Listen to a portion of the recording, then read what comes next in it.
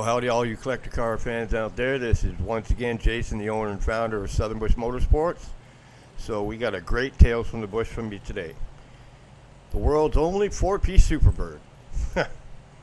I thought that would be a good headline, but so this is where we're at.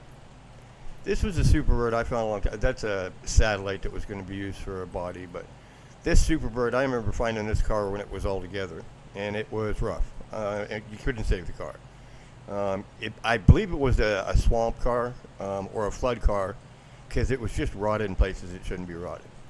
So I passed on the car, and another guy that I knew had the car, and he basically did the only thing you really could do if you were going to save it. He cut out the important pieces and garbaged the rest of it.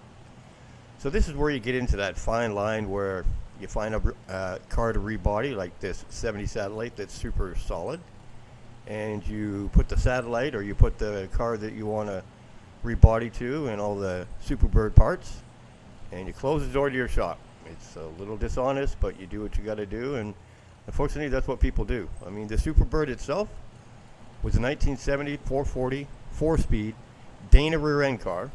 Wasn't a six-pack, but it was a Dana rear end car. And it was a numbers matching car, numbers matching motor, transmission, and rear end. So, you save it. So he cut out the 4-speed hump and stuff out of the original car, so he'd have all that. So this, for future generations to know, is why when you have a car inspected, a high-end car like a Superbird or something, you don't just look in your online for an inspector and get an inspector to go out. Because I'll tell you, when this car was done, nobody's going to see it unless you're really good. Unless you really know what you're looking at, because before you get down to all the paint and all that, if somebody's good at metal work, they're going to make sure that you can't tell that car's been rebodied. But the original Superbird was not savable, so what do? Do you just garbage a 444 speed Dana rear end Superbird? Heck no. The only choice you have is to take a car like this, that 70 satellite, and like I said, grab all the parts you can off the car, the numbers and all that stuff. Like this, he cut the back end of the car off, and the center console area of the car, the fenders, the hood, the wing, and you put it all together in a garage and you shut the door. And 2 years, 3 years later, you come out with a numbers matching, perfectly solid, perfectly painted 444 speed Dana rear end car. And you're the only one that knows what happened in that shop. So for the people that will be coming here that won't know about this stuff, the older people that have been around these cars know what it means, but rebodying is exactly that. You took bits and pieces of a car and you cut them into another car that was more solid, and you closed the door and you made it all look like one. That's why inspections by experienced people are so important, because 20, 25 years from now, there's a big difference when you're honest about it and say that the car has been rebodied, but it wasn't an original 444 speed Dana rear end Superbird. Okay, so you're going to get 75, 90 grand for the car. If you're dishonest about it and tell them it was a numbers match and 444 speed Dana rear end yellow Superbird, you're going to get 125, 130, 140 grand for it. So there's a lot of incentive to not be honest about it, but again, that's why inspections are so important, because somebody that would know what they're looking at would feel for the weld marks where the numbers had been welded in and tried to be filed off, but you can never get it perfect. There's going to be a bit of a lip there where there shouldn't be a lip. But it was a shame, because this car actually, if I remember right, it had no wheels on it, and it was just lying on the ground. Now, going through my old emails, I'm not saying this is what the exact same car when it's done. This is what would happen for an example of people. It is the same criteria as the other car, and again, I'm not saying that this was the car in a more finished stage, but when you see the engine compartment pictures, it kind of looks like it might be the same car, but I don't have numbers for either one of them. I just was able to read off the email that I had on what the car was, and I remember seeing the car, so I know it originally started as a real Superbird. But look at this car now. Somebody would take pieces of a chopped up Superbird, put it into a nice satellite, cut off those numbers and put in the Superbird numbers and buff it all up and primer it all out. You're not going to be able to tell the difference. A lot of people wouldn't be able to tell the difference. And when you're out there inspecting the car, you get all excited because numbers match a motor, transmission, rear end, yippee-ha, it's a real Superbird. And it only takes that a little bit of not paying attention to feel the lip underneath where the number is on the fender well, or if that fender tag's been repopped, or if the number's in the lip of the trunk lid. These are things that can be easily overlooked, and now you're essentially buying a fake Superbird. Really, you're buying like a Frankenstein car. It's just when you look at these engine compartment pictures, it kind of made me think it's probably not the same bird with all the parts put into it and stuff, but I don't know. That's what I thought, but this is what it would look like. Enough experience, enough knowledge on how to replace those numbers and put them into a nice solid body. At the end of the day, you're getting a Superbird. It's just didn't come from the factory like that. This is the part of the business that really sucks, because this is why inspections are so important and so crucial, because you could be overpaying for a car when, yeah, you technically are buying a Superbird, but it definitely didn't come from the factory like that.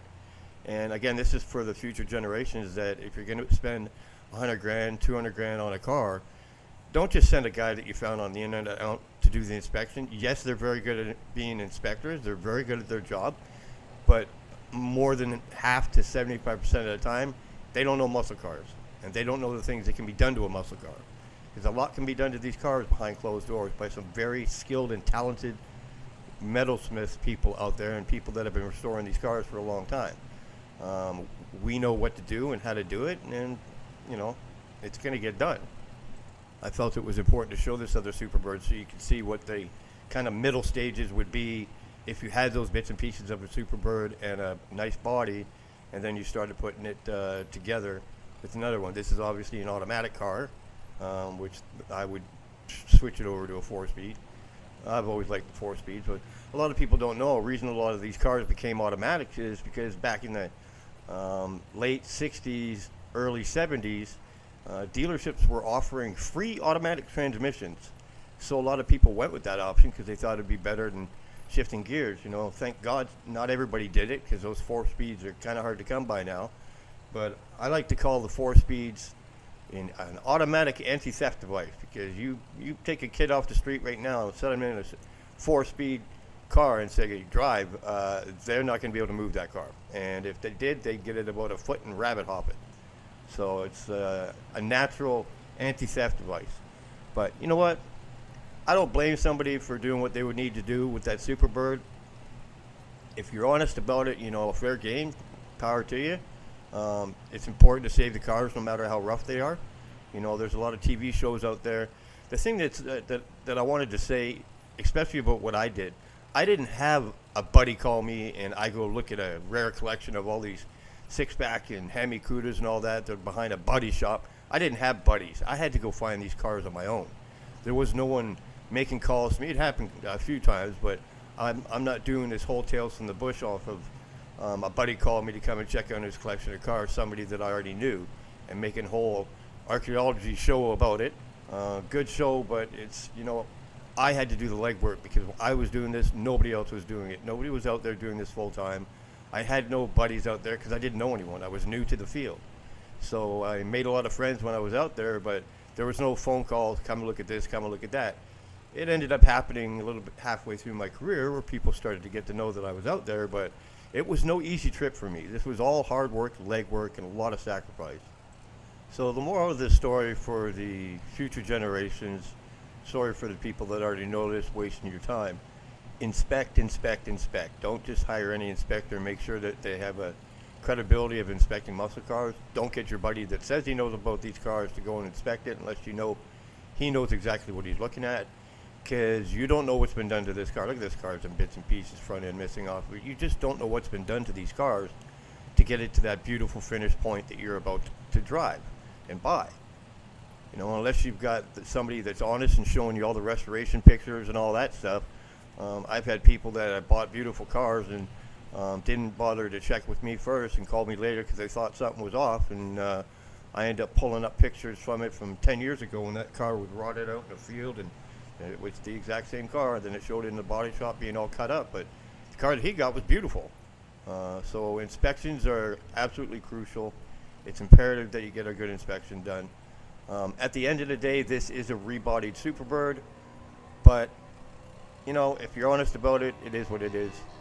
Don't forget to like and subscribe our channel. It really does help out a lot.